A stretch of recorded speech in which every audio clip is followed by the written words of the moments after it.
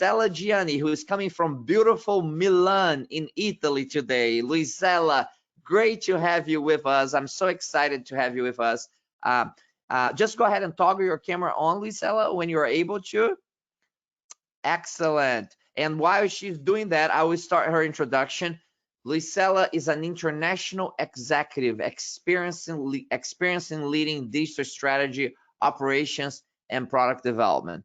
Following a degree in artificial intelligence, she started her career with iconic brands of the digital age, such as Skype, Netlog, and Lycos.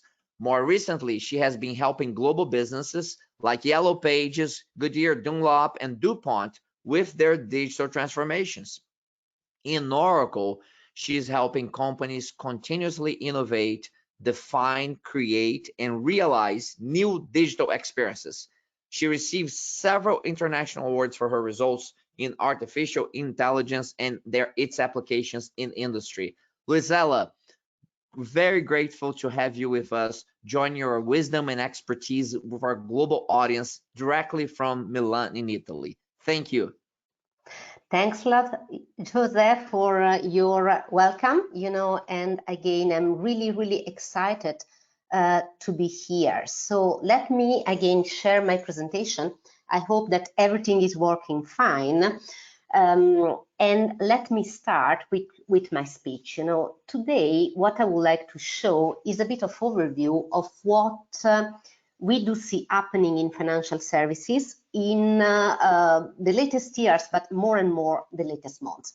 So as you can see, my first slide, you can see something that is a black swan. Okay, why you do have this introduction? Because this is a research I found back this research soon after the pandemic started, and this is an analysis that was done by McKinsey in looking at the latest 20 years we had, and what is really interesting, that what they calculated, that almost every 3.7 years we do have a kind of shock, especially affecting financial services, and this shock is caused by different situations.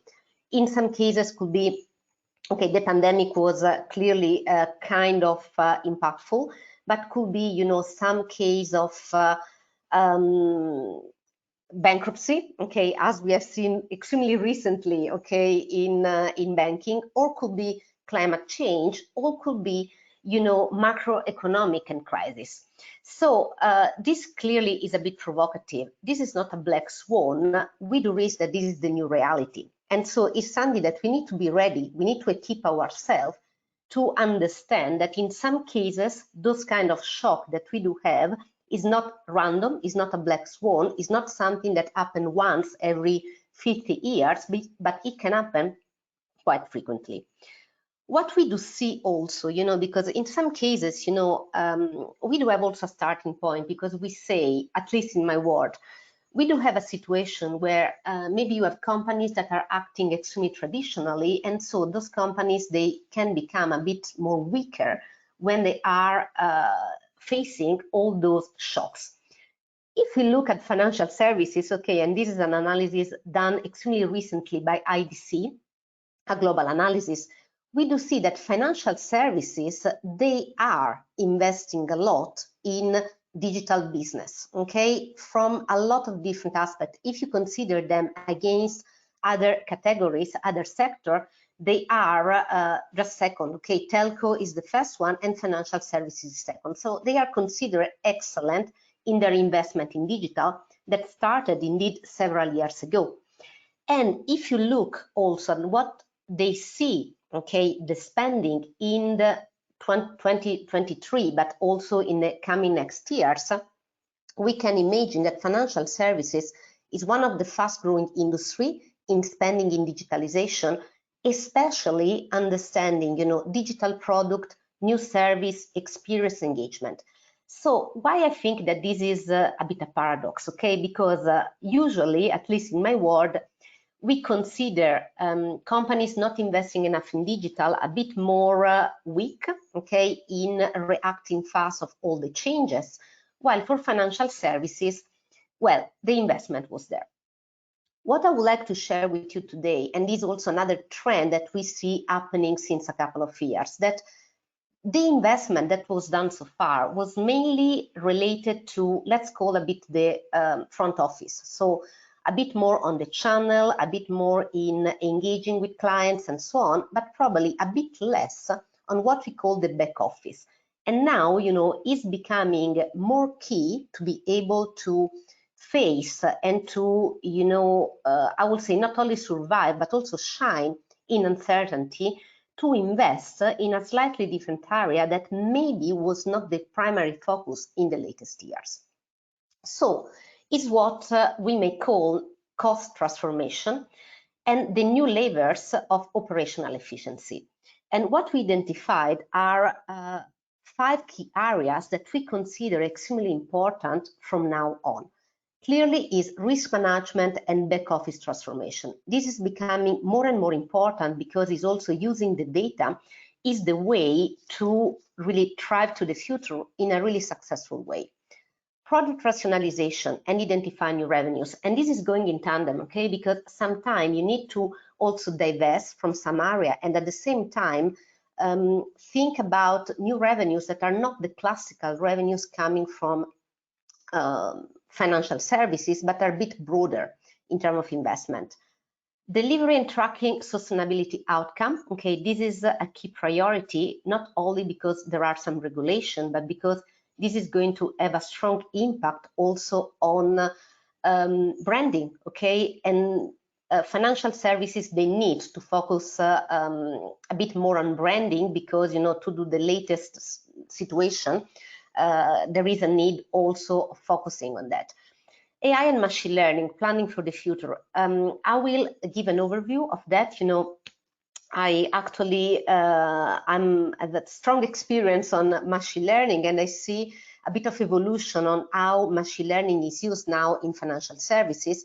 Also, you know, from the initial, you know, a few years ago, we were talking about a bit more about robo-advisor and, you know, this classic stuff. Now we do see machine learning useful for several other activities. And last but not less important, actually, this is one of the most important aspects, hybrid workforce and self-empowerment, actually, of all the people that they are working in financial services. They need actually to be reskilled, but also to learn how automatizing mundane tasks and focusing a bit more in strategic thinking. So going to the first area, one of the transformational priorities is risk management, okay? And we do see that we can predict, okay, that will be at the core of every activity in banking and insurance. And, you know, there is also the focus will be more and more on accountability and responsibility.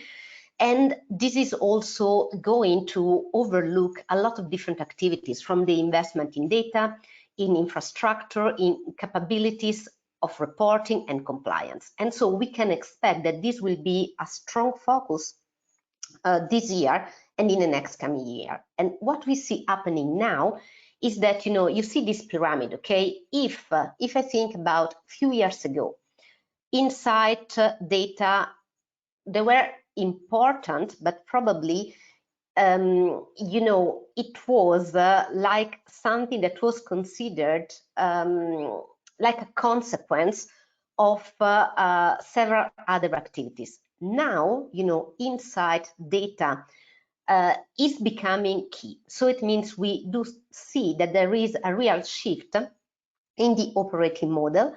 And what is happening now? A lot of transactional activities and so on, they get automatized, which is possible to do that.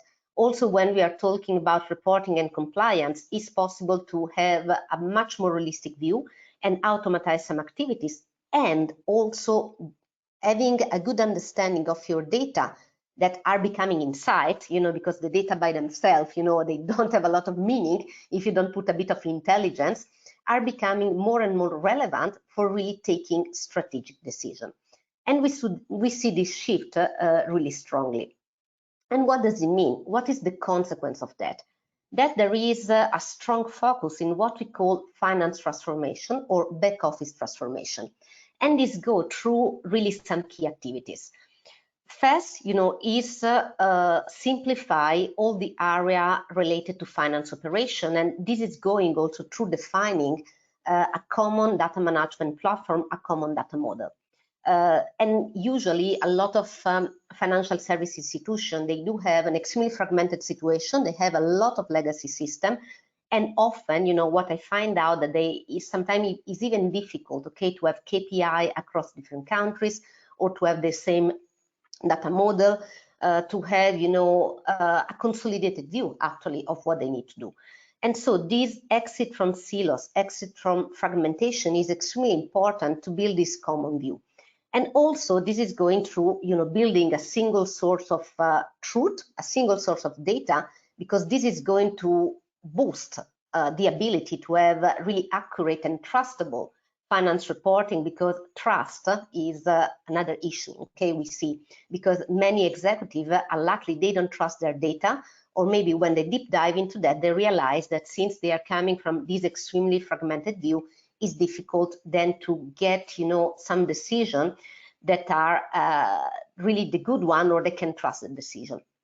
So we do see, as you can see here, I'm not going into all the details, but what we see, many companies that they are, again, with no consolidated view, poor visibility of data, and they decide to consolidate general ledger, usually is the first step you start with, and then, to actually have gain much more visibility, and also to consolidate all the infrastructure part.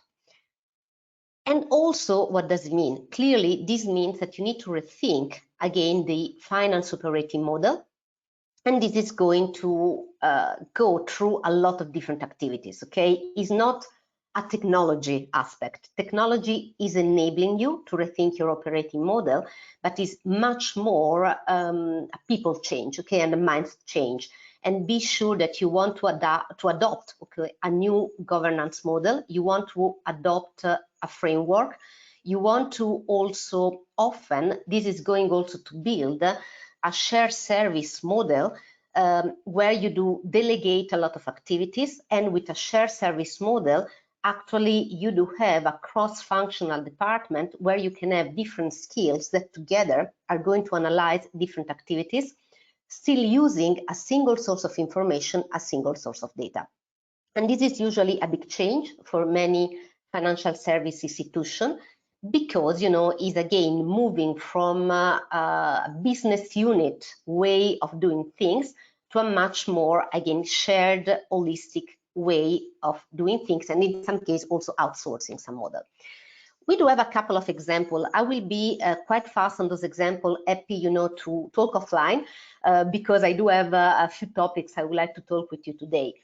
There is also an interesting video.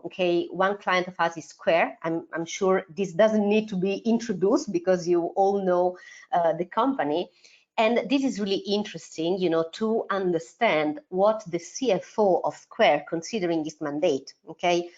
And you see three key areas: allocate your capital in an appropriate way, and clearly invest for the long term in people, platform, process, and tool to drive efficiency.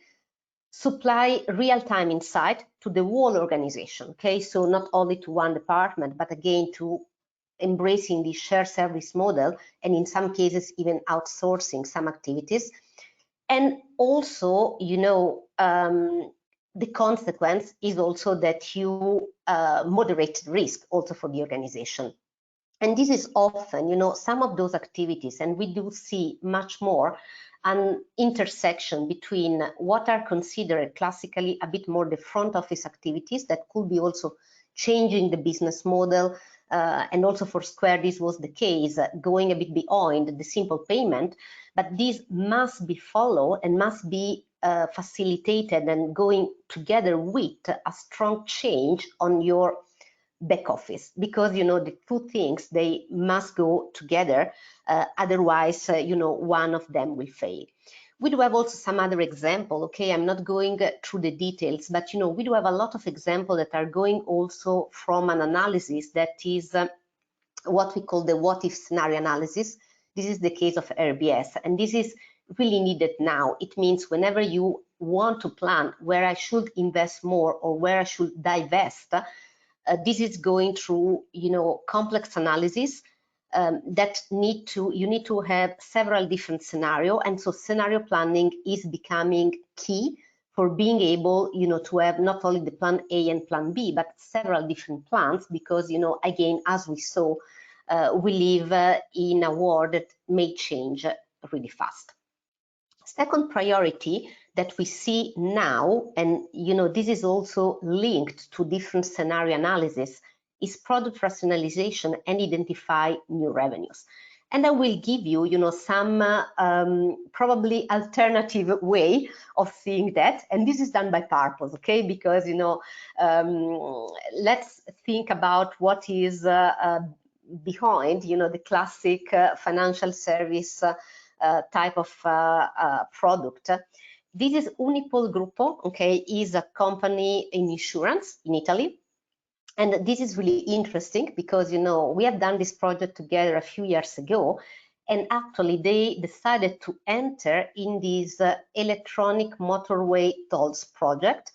It means they launch for their client a subscription model. So it means that if I'm a client of Unipol, so insurance, I can subscribe that I pay to them all my highway, okay, ticket through them, okay, and this can be also linked to a loyalty model. Here you see mentioned something like CPQ is simply our way of helping our clients, to do all the different analysis about what is the best configuration and quotation of some of their service they want to launch in the market. Another example, this is Bajaj Bank, so is a leading financial services in India, is a huge financial service institution, and actually they are using,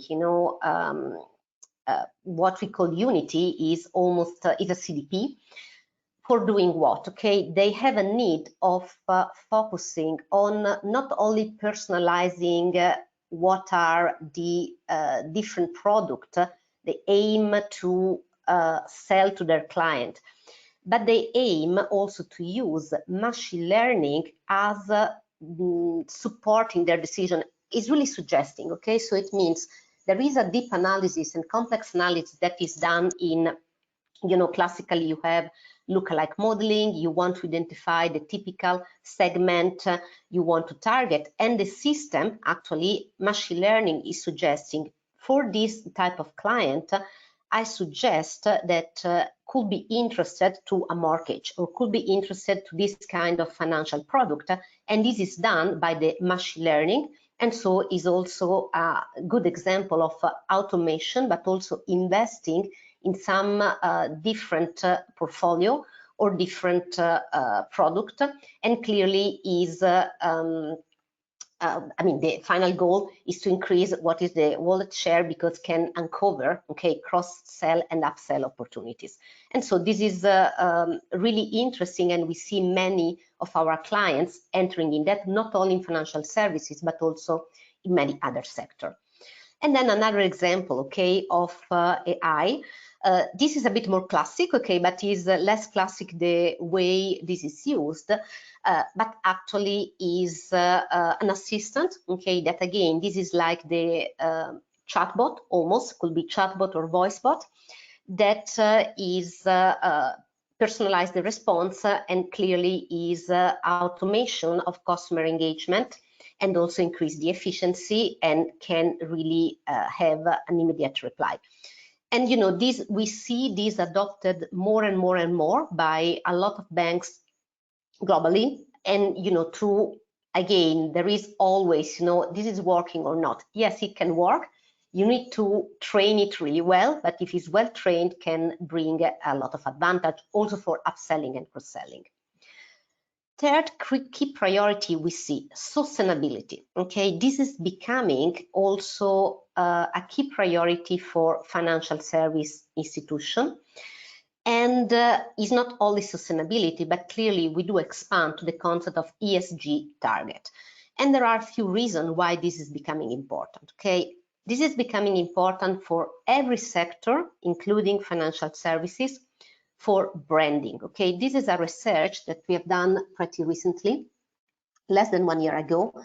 And what we found out is 70% of people, okay, they will cancel their relationship with a brand or with a company if they discover that they don't take sustainability and social initiative seriously. And you know, this is even worse if they discover greenwashing, because then your branding is really over, okay? So, and this is really, really important for everyone to be aware of that. And for instance, for financial service institution, and here I'm talking about Europe, but I mean, there are a lot of regulation globally. There are also some regulation that are coming. You know, in this case is the European Banking Authority that is asking to disclose information about, you know, climate risk, mitigation action, green asset ratio, and so on. So this is becoming, even if in some cases not mandatory, it probably is going to become mandatory really soon. And so many financial service institutions, they already equipping to be ready also for this. And for instance, what we see also extremely popular as today, especially in financial service institution, is to start building a framework that is getting information, okay, and data from all the different business units. Again, the concept is to have report that is able to provide you a dashboard in one place with all the data that are going to, first of all, understand where you are, but also monitor if you are reaching your KPI. And what often it happens to us, you know, as a technology provider, is that many of our clients are asking us a bit of guidance, okay, on how to define the best KPI to monitor and then how to report it. And I'm sure that we will see these happening more and more.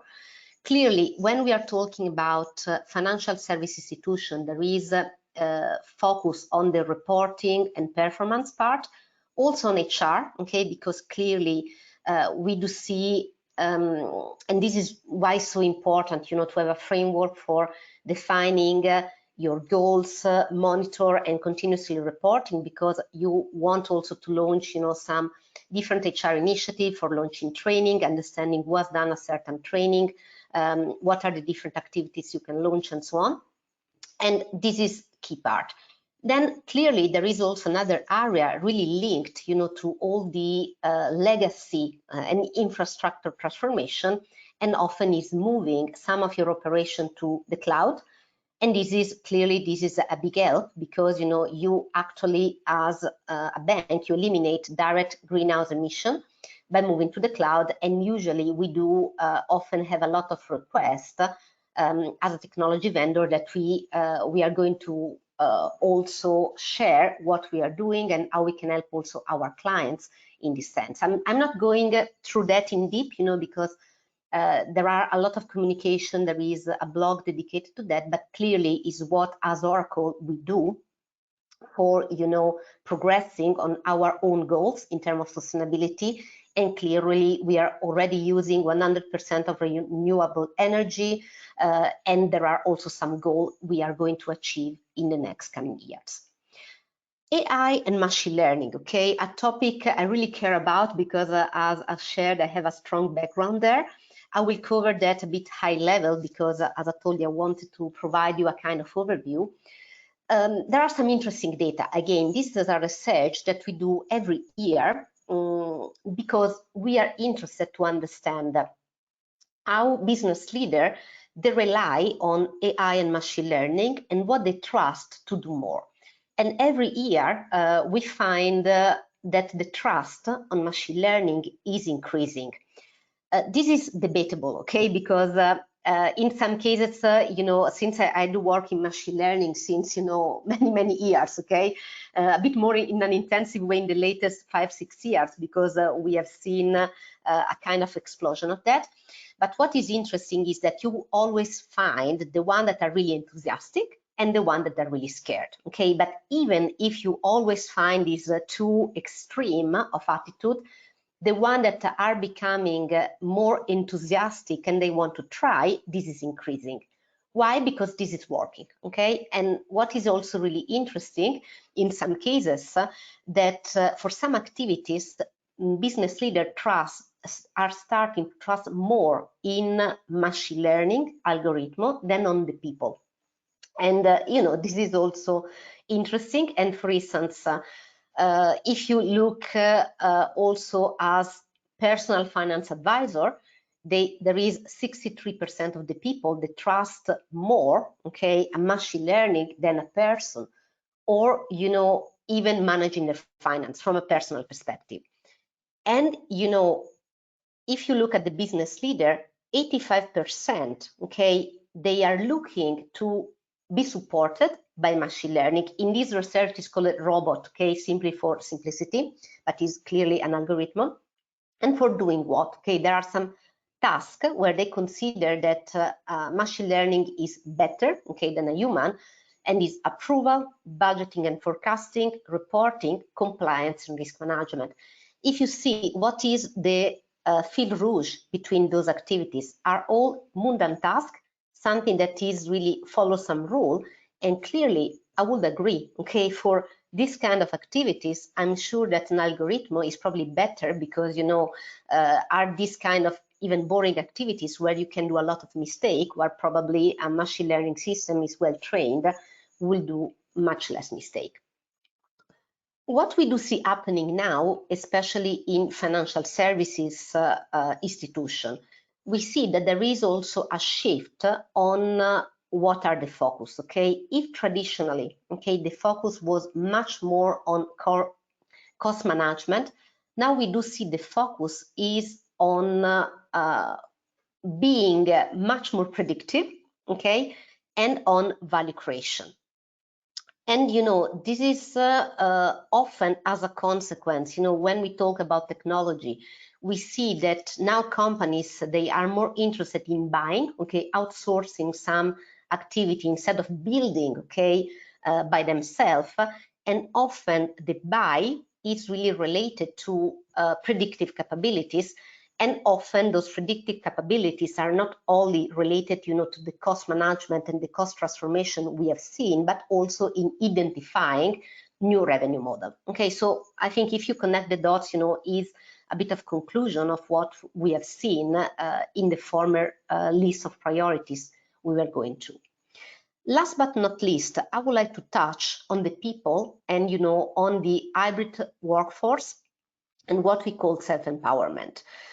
This is an example, okay, of a bank we are working on, and this is also their plan, how we can transform the company, okay, not only looking at the back office transformation, but what does it mean for the people, okay, for our talent. And as you see, for instance, they are looking to transform people from specialist into generalist. Why this is important for them? Because if you are really good in doing only one specific activity, probably is more difficult to adopt, okay, or to embrace all the changes that they foresee are going to happen in the future. And so they are looking, to have generalist people that can take better strategic decision. And this is really going into automatizing a lot of different activities. And so it means everyday task, okay, is like done and solved by technology, and people, instead focusing on different activities that are also looking into working more and more together. And there is, I'm sharing that with you because I think it's one of the most advanced plans I've seen, in banking, and I found this is really interesting. And we do have also some example, okay? This is Danske Bank, that are adopting, and for instance, one of their goal was start hiring smarter because they clearly need to even attract, okay, a new type of candidate, and they needed also to, in a way, be, to showcase to young people that they are modern, okay? And this is, again, part of branding. We do have another example from a new bank, is a bank in Brazil that decided to use chatbot for all their recruitment activity, because this is perceived to be a bit more young, okay, in terms of style, because they want to attract young talent with, a strong technological skills. We have the example of Generali. Generali is an insurance company in Italy, and actually they started a big transformation for, their people, and empowering people. And this is their goal, okay? Creating highly engaged, customer-centric and innovation culture for simple, agile and adaptive organization. And this, actually, they were going into the pandemic, okay? So it was even reinforced by going into the pandemic, because it was a boost also for, in a way, automatizing some activities, but also for remote working. And now, clearly having a bit more hybrid way of working between remote and at office.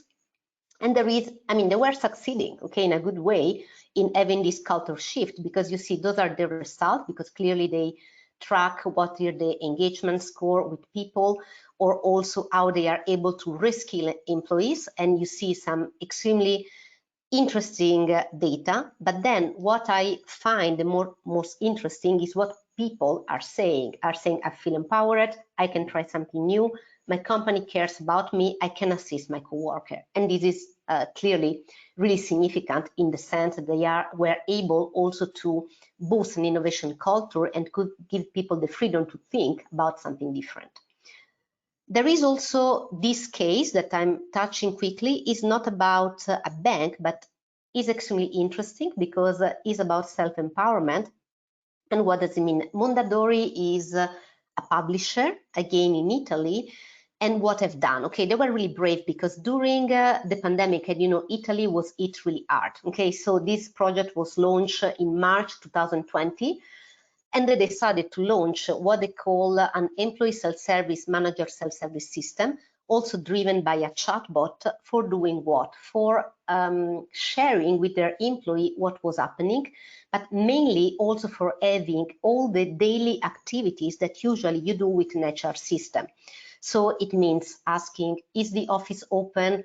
What are the new policy? How many days I have left for holidays? Or what is my the training I need to follow to be able to be promoted, okay? So it was also really a big focus on the training and the learning part. They had a 92% of success rate. What does it mean? That the system was able 92 times out of 100 to give the right reply. So it means the training was done really well. And, it was adopted by 3 different generations. So, for them was a success. We call it self-empowerment, because it's a way to give your people the possibility to check, what they are interested to, in a really easy way. So I stopped talking now. So let me see if I can stop sharing also my presentation.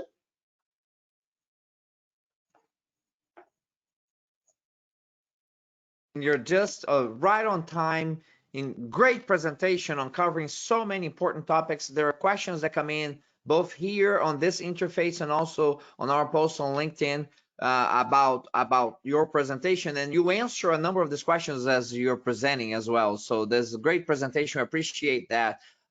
Probably the most common theme that I have observed is around the comment that was made before you came and presented. So I think people are still kind of thinking about the previous session. And the previous session, we talked about the large numbers of digital transformation failures that organizations are experiencing. I was curious if you could share a little bit more about your professional perspective on what you have been observed in terms of success and failures. And on the failure side, what's been happening that makes so many of these digital transformations not go as planned? Yeah, this is a great question, and thanks for that.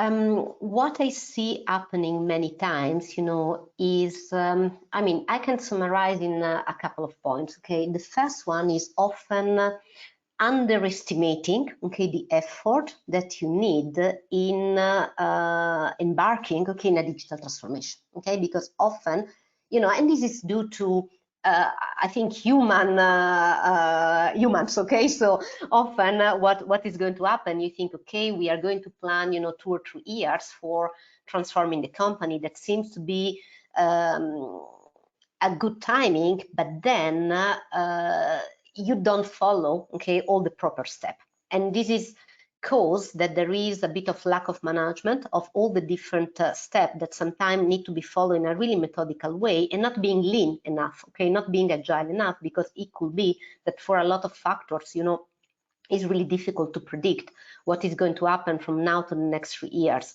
And so I will say is sometimes a lack of planning, a lack of agility, lack of understanding all the different aspects you need to take in consideration for being successful.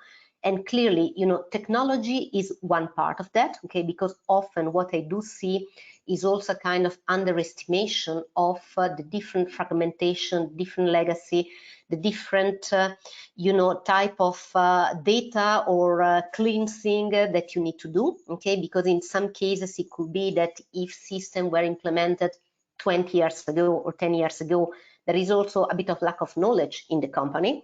So you clearly need to be aware of that.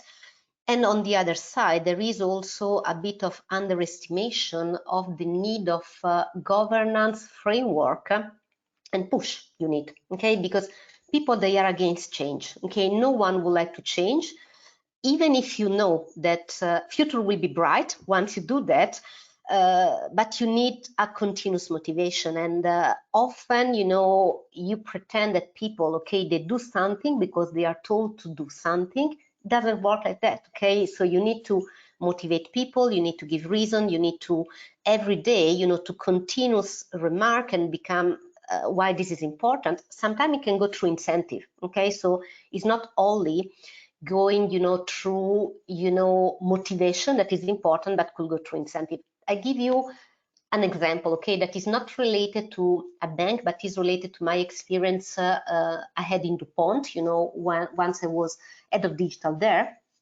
For instance, we wanted to launch a new e-commerce system. And this was something that many people, especially salespeople, they didn't like it, okay? Because they had the feeling, and maybe right or wrong, but the feeling is, I know my clients since 20 years, and this is especially true in a B2B environment, why I should use a software, okay, that is telling me the client I need to visit. And if then I use a software, it means that you want to substitute me, okay? Because maybe, even not understanding that, and not being convinced, okay, that the goal was to move them from even embracing a role as an advisor, okay, instead of really being, looking at the catalog and simply selling basic stuff, okay? So it was all a plan, but they didn't buy in because they felt in danger, okay, even if they were really wrong. So in that case, we decided it was not only a continuous explanation, motivation, training about the new role that people should embrace as an advisor instead of as a simple seller, but also to give an incentive. I'm talking about monetary incentive, so it means whatever was sold through an e-commerce system was a commission for them, okay? And in some cases, and this was a plan for a few years, and was really useful also to give a reassurance that, was something in a way giving them a different role for the future, and not simply, delegating to an e-commerce system something that they were used to do. So this is a simple example, but I hope is helping, to clarify what I mean. No, terrific. That's a great answer. And in fact, I have seen here a question and comments from Raquel Ellis, who is watching this live and submit a question. And I'll paraphrase what she wrote here. She says that sometimes it looks like implementing automation or process changes becomes a reduction in headcount for operational cost And then the post implementation remaining team members, those who are not reduced, they are often left with more to do instead of less to do. And so she asked a question: have you seen shifts in strategy and intended practice to change this way of doing things that seems pervasive with financial institutions? That's a loaded question. I don't know if you have an answer for Yeah, that. I mean, this is and clearly, there is clearly a difference between, what we do advise, okay, and I'm an advisor in my role, okay, and what then companies they implement, okay, and they do for a lot of different reasons, okay. Clearly, there is, it's true, okay, if you are going to implement an automation system because you automate some tasks and some activities, yes, it means that someone was doing that before, the person won't do that anymore. So yes, it could be a reduction, but doesn't mean automatically is a reduction of headcount, okay. What we usually advise, because we believe is also the end goal, okay, of automation, is to say, okay, just reskill or upskill that specific person in a different activity that is really contributing much more into really even understanding what is the strategy, the new revenues you may have, but even basic risk management, okay, because unluckily what we have seen so far also, with the recent news, is this a bad management case, okay. So I may being provocative, okay, maybe if someone would have looked, at the data and the balance sheet a bit better, okay, we wouldn't run in that situation. So as advisors, okay, we focus on that part. Clearly, it can happen that some companies, they decide, to take only one side of the advice and to say, okay, we can reduce cost and we are not going to upskill and reskill people on doing other activities. The problem with that, I think you are not building for the future, clearly, but you are still building with a past mentality and you are quickly not becoming competitive. So I will never ever advise, okay, to go in that route. Clearly is something that go through, business case, understanding why, but being sure that you build your company for the future, for being competitive, and not, for the past. Terrific. We are out of time now, but I want to let you know that both your presentation, your answers were terrific. There's a lot of value to our audience, and they are letting me know here by putting comments as you're speaking about how precise you are in your answers and open and transparent on those answers as well. Great insights. Thank you so much, Luisela, for sharing your wisdom and expertise with a global audience today. They have benefited tremendously from that. Thanks a lot, Jose. Thanks a Jose, lot. you got it. Very well. Thank you. Thank you. Have a good day. Good continuation. Thanks a lot. Thank you. Thank you, Luisela.